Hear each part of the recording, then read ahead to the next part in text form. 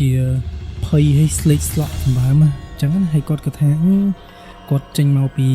ភូមិខាងមកហើយគាត់មកឲ្យគាត់ស្នាក់នៅតែឯងហ្នឹងទៅគាត់អីគាត់និយាយដើមតងថាមានខ្មោចមានព្រីមានអីតាមលងតាមអីចឹងហើយអ្នកភូមិហ្នឹងក៏គេថាចេះគេថាភូមិដែលនិយាយនឹងរស់នៅហ្នឹងគឺអត់មានណាគេហ៊ានចូលទេ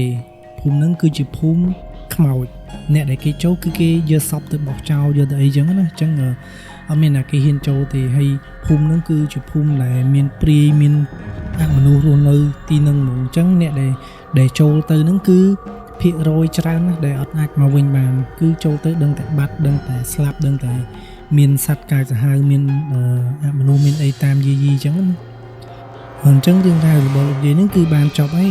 រឿងនេះគឺជារឿងដែលស្ថិតនៅក្នុងគេហៅថាភូមិព្រៃខ្មោចអញ្ចឹងអ្នកនរគ្នាបើសិនជាចង់បានរឿងបន្ថែមជាមួយក៏ចង់មានរឿងរ៉ាវរន្ធត់អីដែលចង់ share ហ្នឹងអាចឆាតមក channel YouTube យើងបានចឹងហើយកុំភ្លេចជួយ subscribe និង like វីដេអូនេះមួយផងអរគុណច្រើនអ្នកនរគ្នាជួបគ្នានៅ episode ក្រោយ